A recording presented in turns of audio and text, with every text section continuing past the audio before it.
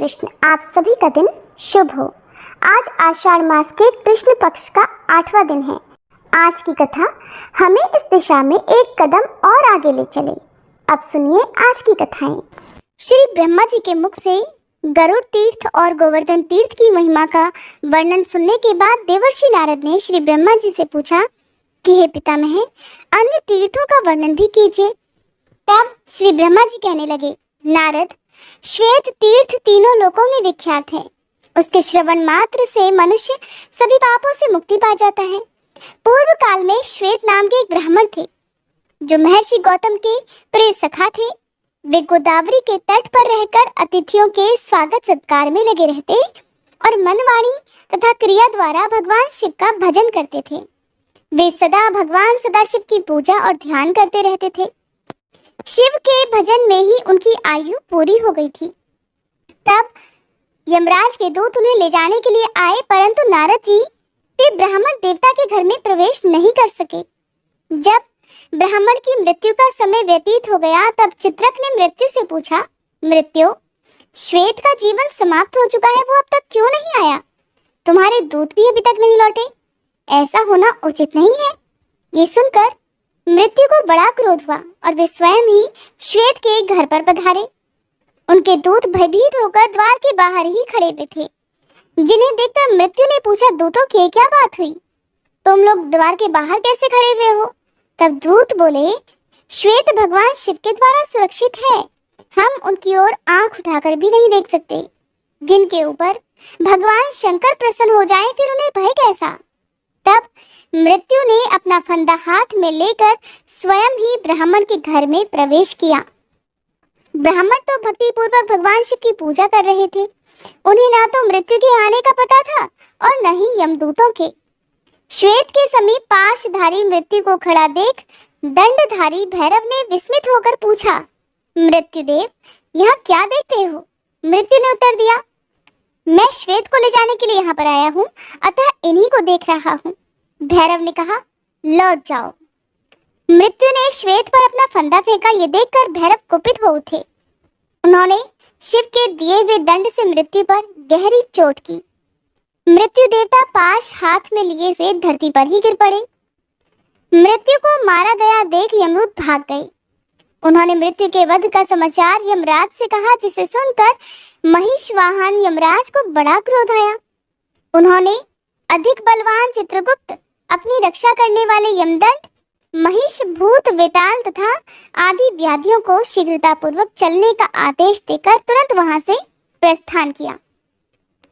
अपने साथियों सहित यमराज उस स्थान पर पहुंचे जहां द्विज श्रेष्ठ श्वेत भगवान शिव की आराधना में संलग्न थे। उस समय यमराज तथा भगवान शिव के पार्षदों में अत्यंत भयानक संग्राम छिड़ गया। कार्तिकेय ने स्वयं ही शक्ति संभाली और यमराज के दूतों को विदीर्ण कर डाला। साथ ही दक्षिण दिशा के स्वामी अत्यंत बलवान यमराज को भी मौत के घाट उतार दिया। मरने से बचे हुए यमदूतों ने भगवान सूर्य को ये सब समाचार कह सुनाया। ये अद्भुत बात सुनकर सूर्य भगवान समस्त देवताओं और लोकपालों के साथ मेरे समीप आए। फिर मैं, भगवान विष्णु, इंद्र, अग्नि, वरुण तथा अन्य बहुत से देवता यमराज के पास गए। वे गोदावरी नदी के तट पर मृत अवस्था में पड़े हुए थे। यमराज को सेना सहित मरा हुआ देखकर देवतागण भय से व्याकुल हो उठे और हाथ जोड़कर बारंबार भगवान शिव की प्रार्थना करने लगे। देवतागण बोले, भगवान, आपको अपने भक्त सदा ही प्रिय हैं और आप दुष्टों का वध किया करते हैं। संसार के आदि सृष्टा नीलकंठ, आपको नमस्कार है, नमस्कार है। हे ब्रह्म प्रिय, आपको नमस्कार है। देव प्रिय, आपको नमस्कार है। विप्रवर श्वेत आपके भक्त हैं। इनकी आयु क्षीण हो जाने पर भी यम आदि सब लोग इन्हें ले जाने में समर्थ नहीं हो सके। आपका अपने भक्तों पर ऐसा महान प्रेम देखकर हम सबको बड़ा संतोष हुआ। नाथ, सचमुच ही आप बड़े भक्तवत्सल हैं। जो लोग आप जैसे दयालु परमेश्वर की शरण में आ गए हैं, उन्हें यमराज भी नहीं देख सकता। ये जानकर ही सब लोग पराभक्ति के साथ आपका भजन किया करते हैं। शंकर, आप ही इस जगत के स्वामी हैं, क्या ये बात आप भूल गए? आपके बिना यह व्यवस्था करने में भला कौन समर्थ हो सकता है। इस प्रकार स्तुति करने वाले देवताओं के समक्ष भगवान शंकर स्वयं प्रकट हो गए और बोले, देवताओं, मैं तुम्हें क्या दूं? देवतागणों ने कहा, देवेश्वर, ये सूर्य के पुत्र धर्म है, जो समस्त देहधारियों का नियंत्रण करते हैं। इन्हें धर्म और अधर्म की व्यवस्था में नियुक्त किया गया है। ये लोकपाल हैं, अपराधी और पापी नहीं हैं, अतः इनका वध नहीं होना चाहिए। इनके बिना ब्रह्मा जी का कोई कार्य नहीं चल सकता। इसीलिए सेना और वाहनों सहित यमराज को जीवित कर दीजिए। नाथ, महात्माओं के सामने की हुई प्रार्थना सफल ही होती है, वह कभी व्यर्थ नहीं जाती। भगवान शिव बोले, देवताओं, मेरी बात सुनो। जो मेरे तथा भगवान विष्णु के भक्त हैं, गौतमी गंगा का निरंतर सेवन करने वाले हैं, उनके स्वामी हम लोग स्वयं ही हैं। मृत्यु का उनके ऊपर कोई अधिकार नहीं। यमराज को तो कभी उनकी बात तक नहीं चलानी चाहिए। व्याधि आदि के द्वारा उनका पराभव करना कदापि उचित नहीं है। और जो मेरी शरण में आ जाते हैं, वे तत्काल मुक्त हो जाते हैं। यमराज को तो चाहिए अपने अनुचरों सहित उन्हें प्रणाम करे। बहुत अच्छा, ऐसा कहकर देवताओं ने भगवान शिव की बात का अनुमोदन किया। तब भगवान शिव ने अपने वाहन नंदी से कहा, नंदिकेश्वर, तुम गौतमी का जल लेकर मरे हुए यमराज आदि के शरीर पर छिड़क दो। आज्ञा पाकर नंदी ने यम आदि सभी लोगों पर गोदावरी का पावन जल छिड़का, जिससे वे जीवित होकर उठ बैठे और दक्षिण दिशा की ओर चले गए। गौतमी के उत्तर तट पर विष्णु आदि सभी देवता ठहर गए और देवाधिदेव महेश्वर की पूजा करने लगे। उस समय वहां 1,12,000 तीर्थ एकत्रित हुए थे। इसी प्रकार गोदावरी के दक्षिण तट पर 30,000 तीर्थ एकत्रित हुए। यही श्वेत तीर्थ का पवित्र उपाख्यान है। जहाँ मृत्यु देवता मरकर गिरे थे, वह स्थान मृत्यु तीर्थ कहलाता है। वहां किया हुआ स्नान और दान सभी पापों का नाश करने वाला है।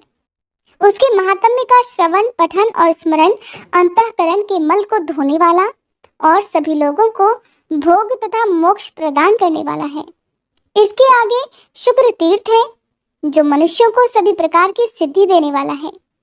वह सभी पापों को शांत करने वाला तथा सब प्रकार की व्याधियों का नाशक है। अंगिरा और भृगु ये दो परम धर्मात्मा ऋषि हुए हैं। देवर्षि नारद, ध्यान पूर्वक सुनो, अब इनका भी वर्णन मैं करता हूँ।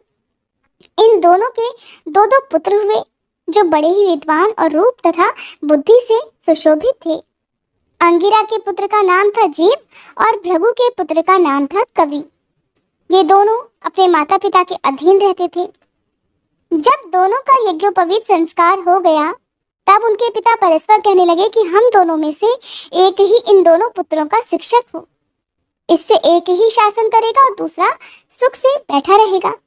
ये सुनकर अंगिरा ने कहा, मैं कवि को भी अपने पुत्र के समान ही पढ़ाऊंगा, वह सुख पूर्वक मेरे यहाँ रहे।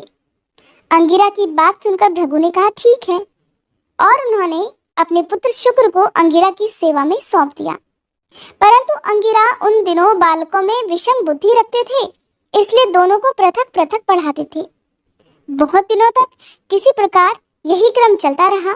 तब एक दिन शुक्र ने कहा, गुरुदेव, आप मुझे प्रतिदिन विषम भाव से पढ़ाते हैं। गुरुओं के लिए यह उचित नहीं कि वे पुत्र और शिष्य में भेदभाव समझें। जो लोग विषम बुद्धि रखते हैं, उनके पाप की कोई गणना नहीं है। आचार्य, अब मैंने आपको अच्छी तरह समझ लिया। आपको मेरा बारंबार नमस्कार है। अब दूसरे किसी गुरु के यहाँ जाऊंगा, मुझे जाने की आज्ञा दीजिए। इसी प्रकार गुरु और बृहस्पति से पूछकर उनकी आज्ञा लेकर शुक्र चले गए। उन्होंने सोचा, अब पूर्ण विद्या प्राप्त करके ही पिता के पास जाऊंगा, किंतु किससे पूछूं? कौन सबसे श्रेष्ठ गुरु हो सकता है? इन्हीं सब बातों का विचार करते हुए शुक्र ने महाप्राज्ञ गौतम जी के पास जाकर पूछा, मुनिश्रेष्ठ, बताइए कौन मेरा गुरु हो सकता है? जो तीनों लोगों का गुरु हो, उसी के पास मैं जाऊंगा। गौतम ने कहा, जगत गुरु भगवान शंकर ही गुरु होने योग्य हैं। शुक्र ने पूछा, तो फिर मुनिवर, मैं कहाँ रहकर शंकर जी की आराधना करूं? गौतम ऋषि बोले कि गौतमी गंगा में स्नान करके पवित्र होकर स्तोत्रों द्वारा भगवान शंकर को संतुष्ट करो। संतुष्ट होने पर ही वे जगदीश्वर तुम्हें विद्या प्रदान करेंगे। गौतम ऋषि के कहने से शुक्र गोदावरी के तट पर गए और वहां स्नान करके पवित्र होकर भगवान शिव की स्तुति करने लगे। शुक्र बोले, प्रभु मैं बालक हूँ, मेरी बुद्धि बालक की ही है और आप बाल चंद्रमा को मस्तक पर धारण करने वाले हैं। मुझे आपकी स्तुति करने का कुछ भी ज्ञान नहीं है, केवल आपको नमस्कार करता हूँ। गुरु ने मुझे त्याग दिया है, मेरा कोई सुहृद अथवा सखा नहीं है, आप ही सभी प्रकार से मेरे प्रभु हैं। जगन्नाथ, आपको मेरा नमस्कार है। आप गुरु वालों के भी गुरु और बड़ों के भी बड़े हैं, मैं छोटा बच्चा हूँ, मुझ पर कृपा कीजिए। जगन्मय, आपको नमस्कार है। हे सुरेश्वर, मैं विद्या के लिए आपकी शरण में आया हूँ, मुझे आपके स्वरूप का कुछ भी ज्ञान नहीं। आप स्वयं ही कृपा करके मेरी ओर देखें। लोक साक्षी शिव, आपको मेरा नमस्कार है। शुक्र के इस प्रकार स्तुति करने पर भगवान शंकर प्रसन्न होकर बोले, वत्स, तुम्हारा कल्याण हो। तुम इच्छानुसार वर मांगो, भले ही वह देवताओं के लिए भी दुर्लभ क्यों न हो। उदार बुद्धि कवि ने हाथ जोड़कर कहा, नाथ, ब्रह्मादि देवताओं तथा ऋषियों को भी जो विद्या प्राप्त नहीं हुई उसके लिए मैं याचना करता हूँ, आप ही मेरे गुरु और देवता हैं। ब्रह्मा जी कहते हैं, शुक्र ने जब इस प्रकार प्रार्थना की तब देवश्रेष्ठ भगवान शिव ने उन्हें मृत संजीवनी विद्या प्रदान की, जिसका ज्ञान देवताओं को भी नहीं था। साथ ही उन्होंने लौकिकी, वैदिकी तथा अन्यान्य विद्याएं भी दी। जब साक्षात भगवान शंकर ही प्रसन्न हो गए थे तब बाकी भला क्या रह जाता। वह महाविद्या पाकर शुक्र अपने पिता और गुरु के पास गए। अपनी विद्या से पूजित वे दैत्यों के गुरु हुए। किसी समय कुछ कारणवश बृहस्पति के पुत्र कच्छ ने शुक्राचार्य से मृत संजीवनी विद्या प्राप्त की। कच्छ से बृहस्पति ने और बृहस्पति से पृथक पृथक देवताओं ने उस विद्या को ग्रहण किया। गौतमी के उत्तर तट पर जहां भगवान महेश्वर की आराधना करके शुक्र ने विद्या प्राप्त की थी, वह स्थान शुक्र तीर्थ कहलाता है। मृत्यु संजीवनी तीर्थ भी उसी का नाम है। वह आयु और आरोग्य की वृद्धि करने वाला है। वह स्नान, दान आदि जो कुछ भी शुभ कर्म किया जाता है वह अक्षय पुण्य देने वाला होता है। शुक्र तीर्थ के बाद इंद्र तीर्थ है। हे नारद, वह ब्रह्म हत्या का विनाश करने वाला होता है। उसके स्मरण मात्र से पाप राशि तथा क्लेश समुदाय का नाश हो जाता है। नारद, पूर्व काल की बात है, जब देवराज इंद्र ने वृत्रासुर का वध किया तब ब्रह्म हत्या भी उनके पीछे लग गई। उसे देखकर इंद्र को बड़ा भय हुआ। वे इधर उधर भागने लगे, किंतु जहां जहां वे जाते ब्रह्म हत्या उनका पीछा नहीं छोड़ती थी। तब वे एक बहुत बड़े सरोवर में प्रवेश करके कमल की नाल में छुप गए और उसमें तंतु की भांति होकर रहने लगे। ब्रह्महत्या भी उस सरोवर के तट पर 1000 दिव्य वर्षों तक बैठी रही। इस बीच में सब देवता बिना इंद्र के हो गए थे। उन्होंने आपस में सलाह की कि किस प्रकार इंद्र प्रकट हों। उस समय मैंने देवताओं से कहा, ब्रह्म हत्या के लिए दूसरा स्थान दे दिया जाए और इंद्र को शुद्ध करने के लिए गोदावरी नदी में नहलाया जाए। इसमें स्नान करने से इंद्र पुनः शुद्ध हो जाएंगे। इंद्र का प्रथम अभिषेक नर्मदा नदी के तट पर हुआ। वहां उनके पाप का मल का शोधन होने के कारण उस देश का नाम मालव पड़ गया। तत्पश्चात वे गौतमी गंगा के तट पर लाए गए। वहां पुण्या नदी के जल में गौतमी का जल लाकर उसी से समस्त देवता, ऋषि, मैं, विष्णु, वशिष्ठ, गौतम, अगस्त्य, अत्रि, कश्यप, अन्यान्य ऋषि तथा यक्ष और पन्नगों ने इंद्र का अभिषेक किया। फिर मैंने उन्हें अपने कमंडलू के जल से भी अभिषेक किया। इस प्रकार वहां पुण्या और सिक्ता 2 नदियां हो गई और वे दोनों गौतमी गंगा में जाकर मिली। उन दोनों के संगम मुनियों द्वारा सेवित विख्यात तीर्थ बन गए। तब से उस तीर्थ को पुण्या संगम कहते हैं। सिक्ता संगम का ही नाम इंद्र तीर्थ हो गया। वहां 7000 मंगलमय तीर्थ निवास करने लगे। उन तीर्थों में तथा विशेषतः संगम के जल में जो स्नान किया जाता है वह सब अक्षय जानना चाहिए। इसमें अन्यथा विचार करने की कोई भी आवश्यकता नहीं है। जो इस पवित्र उपाख्यान को पढ़ता अथवा सुनता है वह मन, वाणी, शरीर और क्रिया द्वारा होने वाले समस्त पापों से मुक्त हो जाता है। हरे कृष्णा। आज के अध्याय में बस इतना ही। अब सुनिए कल से आगे की पौराणिक कथा। भीष्म जी ने पूछा, हे ब्राह्मण, किस कर्म के परिणाम से मनुष्य प्रेत योनि में जाता है और किस कर्म के द्वारा वो उससे छुटकारा पाता है, ये मुझे बताने की कृपा कीजिए। तब पुलत्स्य जी बोले, राजन, मैं ये सब बातें तुम्हें विस्तार से बताता हूँ, सुनो। जिस कर्म से जीव प्रेत होता है और जिस कर्म के द्वारा देवताओं के लिए भी दुस्तर घोर नरक में पड़ा हुआ प्राणी भी उससे मुक्त हो जाता है, उसका वर्णन करता हूँ। प्रेत योनि में पड़े हुए मनुष्य सत्पुरुषों के साथ वार्तालाप और पुण्य तीर्थों का बारंबार कीर्तन करने से उससे छुटकारा पा जाते हैं। भीष्म, सुना जाता है कि प्राचीन काल में कठिन नियमों का पालन करने वाले एक ब्राह्मण थे जो पृथु नाम से सर्वत्र विख्यात थे। वे सदा संतुष्ट रहा करते थे। उन्हें योग का ज्ञान था। वे प्रतिदिन स्वाध्याय, होम और जप यज्ञ में संलग्न रहकर अपना समय बिताया करते। उन्हें परमात्मा के तत्व का बोध था। वे परमात्मा का भय मानते थे और सत्य भाषण में अर्थात सत्य बोलने में रत रहते थे। सबसे मीठे वचन बोलते और अतिथियों के सत्कार में मन लगाते थे। सुख दुख आदि संपूर्ण द्वंद्वों का परित्याग करने के लिए सदा योगाभ्यास में तत्पर रहा करते थे। अपने कर्तव्य के पालन और स्वाध्याय में लगे रहना उनका रोज का नियम था। इस प्रकार संसार को जीतने की इच्छा से वे सदा शुभ कर्म का अनुष्ठान किया करते थे। ब्राह्मण देवता को वन में रहते रहते अनेकों वर्ष बीत गए। एक बार उनका ऐसा विचार हुआ कि मैं तीर्थ यात्रा करूं, तीर्थों के पावन जल से अपने शरीर को पवित्र बनाऊं।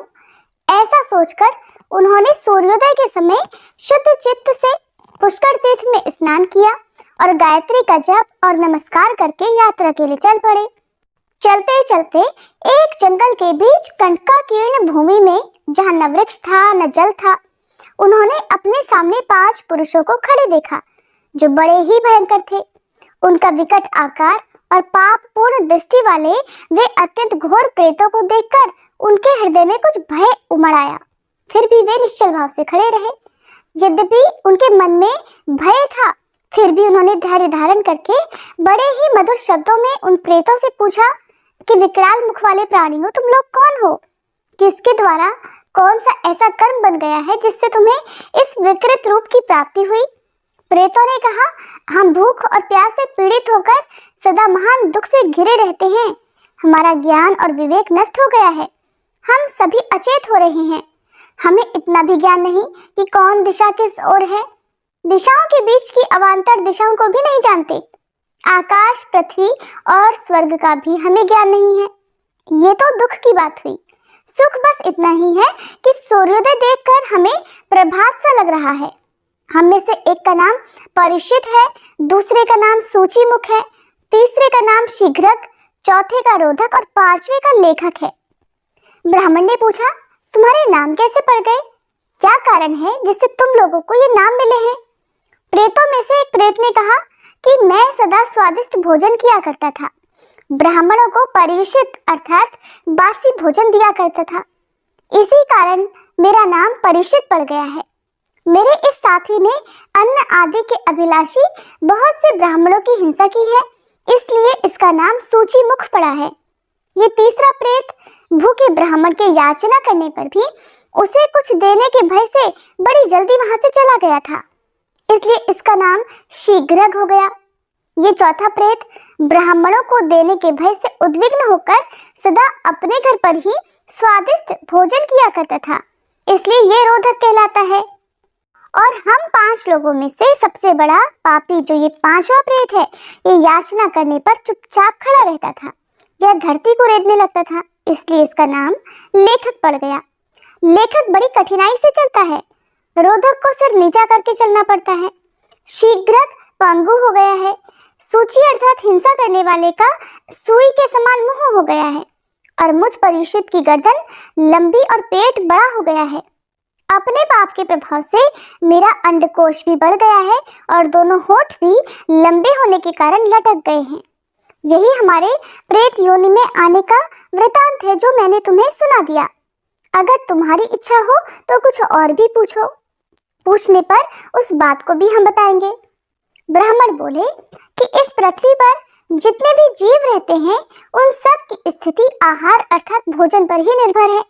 इसलिए मैं तुम लोगों का आहार भी जानना चाहता हूँ कि तुम लोग क्या खाते हो। प्रेत बोले, विप्रवर, हमारे आहार की बात भी सुनिए। हम लोगों का भोजन सभी प्राणियों के लिए निंदित है। उसे सुनकर आप भी बार बार निंदा करेंगे। बलगम, पेशाब, पाखाना और स्त्री के शरीर का मैल, इन्हीं से हमारा भोजन चलता है। जिन घरों में पवित्रता नहीं है वहां प्रेत भोजन करते हैं। जो घर स्त्रियों के द्वारा दग्ध और छिन्न भिन्न है, अस्त व्यस्त है, जिनके सामान इधर उधर बिखरे पड़े रहते हैं और मलमूत्र के द्वारा जो घृणित अवस्था को पहुंच चुके हैं, उन्हीं घरों में प्रेत भोजन करते हैं। जिन घरों में मानसिक लज्जा का अभाव है, पतितों का निवास है और जहाँ के निवासी लूटपाट का काम करते हैं, वहीं प्रेत भोजन करते हैं। जहाँ बलि, वैश्वदेव और वेद मंत्रों का उच्चारण नहीं होता, होम और व्रत भी नहीं होते, वहाँ प्रेत भोजन करते हैं। जहाँ गुरुजनों का आदर नहीं होता, जिन घरों में स्त्रियों का प्रभुत्व है, जहाँ क्रोध और लोभ ने अधिकार जमा लिया है, वहीं प्रेत भोजन करते हैं। तात, मुझे अपने भोजन का परिचय देते समय बहुत लज्जा हो रही है, इसलिए इससे अधिक मैं कुछ नहीं कह सकता। तपोधन, तुम नियमों का दृढ़ता पूर्वक पालन करने वाले हो, इसलिए प्रेत योनि से दुखी होकर हम तुमसे कुछ पूछ रहे हैं। बताओ, कौन सा कर्म करने से जीव प्रेत योनि में नहीं पड़ता? तब ब्राह्मण कहने लगे कि जो मनुष्य 1 रात का, 3 रात का और कृच्छ, चांद्रायण आदि अन्य व्रतों का पालन करता है, वो कभी प्रेत योनि में नहीं पड़ता। जो प्रतिदिन 3, 5 या 1 अग्नि का सेवन करता है और जिसके हृदय में संपूर्ण प्राणियों के प्रति दया भरी हुई है, वो मनुष्य प्रेत नहीं होता। जो मान और अपमान में, सुवर्ण और मिट्टी के ढेले में और शत्रु और मित्र में एक समान भाव रखता है, वो कभी प्रेत नहीं होता। देवता, अतिथि, गुरु और पितरों की पूजा में सदा प्रवृत्त रहने वाला मनुष्य भी प्रेत योनि में नहीं जाता। शुक्ल पक्ष में मंगलवार के दिन चतुर्थी तिथि आने पर जो श्रद्धा पूर्वक श्राद्ध करता है, वह मनुष्य प्रेत नहीं होता। जिसने क्रोध को जीत लिया है, जिसमें डाह का, ईर्ष्या का सर्वथा अभाव है, जो तृष्णा और आसक्ति से रहित, क्षमावान और दानशील है, वो प्रेत योनि में नहीं जाता। जो गौ, ब्राह्मण, तीर्थ, पर्वत, नदी और देवताओं को प्रणाम करता है, वो मनुष्य प्रेत नहीं होता। प्रेत बोले, महामुने, आपके मुख से नाना प्रकार के धर्म सुनने को मिले। हम बहुत दुखी जीव हैं, इसलिए फिर पूछते हैं कि किस कर्म से प्रेत योनि में जाना पड़ता है, वो भी हमें बताइए।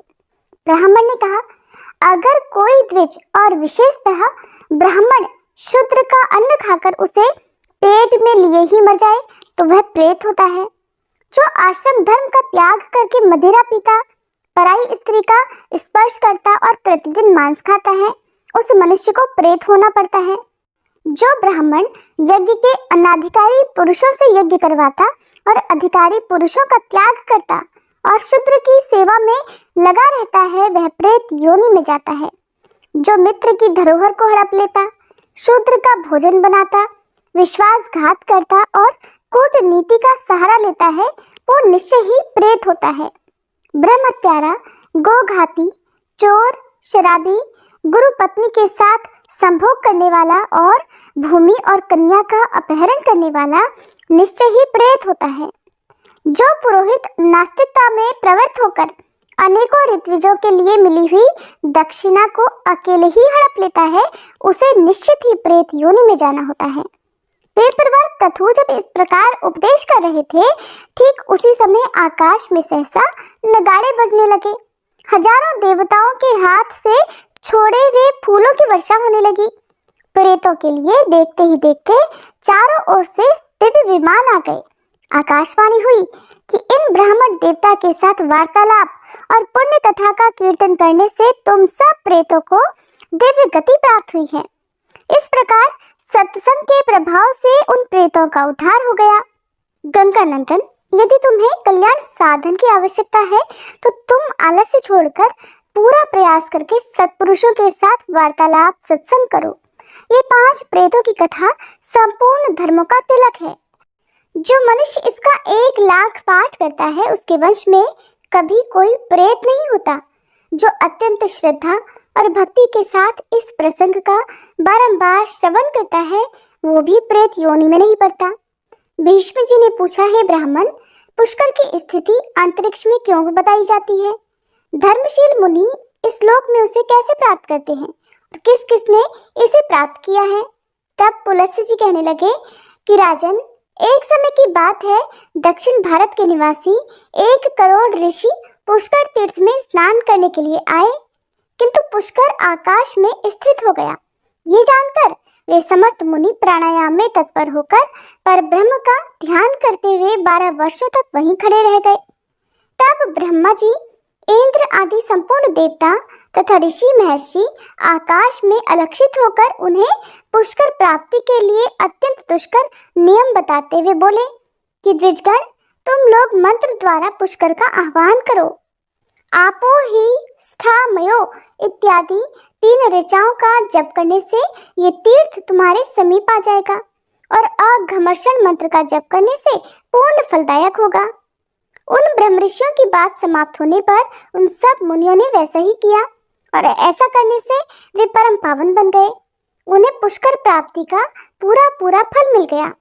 राजन, जो कार्तिक की पूर्णिमा को पुष्कर में स्नान करता है वह परम पवित्र हो जाता है। ब्रह्मा जी के सहित पुष्कर तीर्थ सबको पुण्य प्रदान करने वाला है। वहां आने वाले सभी वर्णों के लोग अपने पुण्य की वृद्धि करते हैं। वे मंत्र ज्ञान के बिना ही ब्राह्मणों के समान हो जाते हैं, इसमें बिल्कुल भी संदेह नहीं है। पुष्कर में गंगोद्भव तीर्थ है, जहाँ नदियों में श्रेष्ठ गंगा जी सरस्वती को देखने के लिए आई थी। उस समय वहां आकर गंगा जी ने कहा, सखी, तुम बड़ी सौभाग्यशालिनी हो। तुमने देवताओं का वह दुष्कर कार्य किया है जिसे दूसरा कोई कभी नहीं कर सकता। महाभागे, इसलिए देवता भी तुम्हारा दर्शन करने आए हैं। तुम मन, वाणी, शरीर और क्रिया द्वारा इनका सत्कार करो। पुलस्त्य जी कहते हैं, गंगा जी के ऐसा कहने पर ब्रह्म कुमारी सरस्वती उन सुरेश्वरों की पूजा करके फिर अपनी सखियों से मिली। ज्येष्ठ और मध्यम पुष्कर के बीच उनका विश्वविख्यात समागम हुआ था। वहां सरस्वती का मुख पश्चिम दिशा की ओर और गंगा जी का उत्तर की ओर है। इसके बाद पुष्कर में आए हुए सभी देवता सरस्वती के दुष्कर कर्म का महत्व समझकर उसकी स्तुति करने लगे। देवता बोले, देवी, आप ही धृति, आप ही मति, आप ही लक्ष्मी, आप ही विद्या और आप ही परागति हो। श्रद्धा, परानिष्ठा, बुद्धि, मेधा, धृति और क्षमा भी आप ही हो। आप ही सिद्धि, आप ही स्वाहा और स्वधा हो और आप ही परम पवित्र सिद्धांत हो।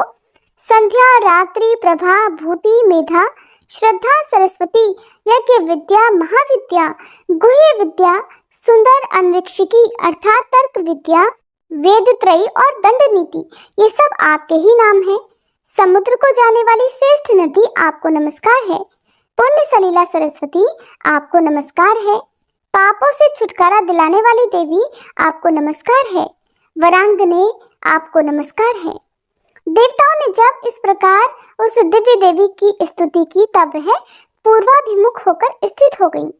ब्रह्मा जी के कहे अनुसार वही प्राची सरस्वती हैं। संपूर्ण देवताओं से युक्त होने के कारण देवी सरस्वती सब तीर्थों में प्रधान है। वहां सुधावट नाम का एक पितामह संबंधी तीर्थ भी है, जिसके दर्शन करने मात्र से महापातकी पुरुष भी शुद्ध हो जाते हैं और ब्रह्मा जी के समीप रहकर दिव्य भोग भुगते हैं। जो नरश्रेष्ठ वहां उपवास करते हैं वे मृत्यु के बाद हंस युक्त विमान पर आरूढ़ होकर निर्भयता पूर्वक शिवलोक को जाते हैं। जो लोग वहां शुद्ध अंतःकरण वाले ब्रह्म ज्ञानी महात्माओं को थोड़ा भी दान करते हैं, उनका वह दान उन्हें 100 जन्मों तक फल देता रहता है। जो मनुष्य वहां टूटे फूटे तीर्थों का जीर्णोद्धार करते हैं वे ब्रह्मलोक में जाकर सुखी और आनंदित होते हैं। जो मनुष्य वहां ब्रह्मा जी की भक्ति के परायण हो, पूजा, जप और होम करते हैं, उन्हें वह सब कुछ अनंत पुण्य फल प्राप्त हो जाता है। उस तीर्थ में दीप दान करने से ज्ञान नेत्र की प्राप्ति होती है। भगवान श्री राम ने भी उस तीर्थ में आकर मार्कंडेय जी के कहे अनुसार अपने पिता दशरथ जी के लिए पिंडदान और श्राद्ध किया था। वहां एक चौकोर बावली है, जहां पिंडदान करने वाले मनुष्य हंस युक्त विमान से स्वर्ग को जाते हैं।